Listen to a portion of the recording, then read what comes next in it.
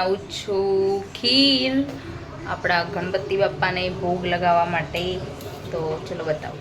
તો લીટરમાં થોડું ઓછું હશે એટલું દૂધ લીધું છે. આ ભાત પલાળીને મૂકી દીધા હતા વહેલા જ. તો હવે આને હું પછી આમાં નાખીશ, પછી થોડી ખાંડ નાખીશ, પછી થોડા ડ્રાયફ્રૂટ નાખીશ અને પછી ભગવાનને ધરાવી દઈશ. મેરે ગન્નો લલ્લા કા ભોગ તૈયાર હે. મેં આમાં છે ને ડ્રાયફ્રૂટ આખું નથી નાખ્યું, મેં આને છે ને ક્રશ કરીને નાખ્યું છે કેમ કે પછી ને ટેસ્ટી લાગે.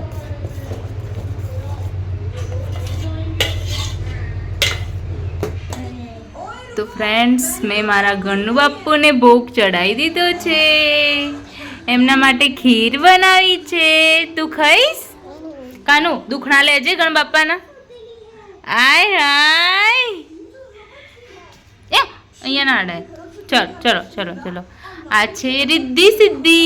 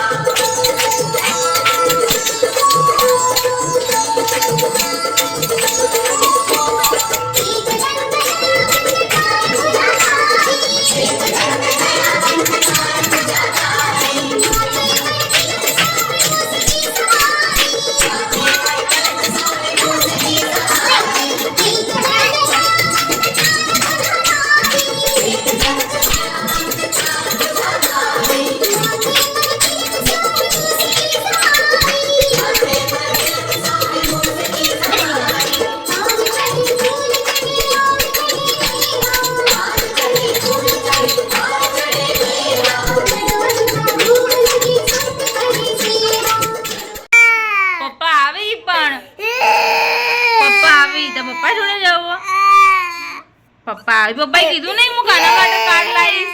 પપ્પાએ કીધું નહીં હું કાર્ડ લાવીશ. કીધું ને તને? કેમ ના? પપ્પાએ કીધું ને કે હું આવું. છોડીને જો જવું. પપ્પા નહીં, ઓફિસ ગયા. હું ગાડી રિપેરિંગ કરી રહ્યો છે. એના પપ્પા પછી હવે એનો વારો આવ્યો.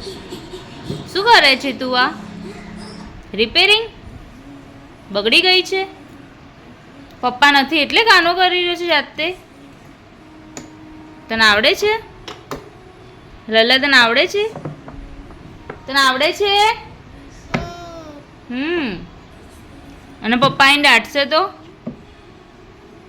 કેમ કર્યું એમ કહેશે તો પપ્પા તું આ જુદા કરી નાખે ને તો પપ્પા બોલશે કાના. એ બી બગડી ગયું છે. એ પણ બગડી ગયું. સબ ખરાબ હો ગયા કાના. એવું ના ખેંચાય. Friends, welcome back to my channel. કેમ છો બધા? મજામાં? આઈ હોપ બધા મજામાં હશો. તો વરસાદ થઈ રહ્યો છે. વાતાવરણ બહુ મસ્ત છે.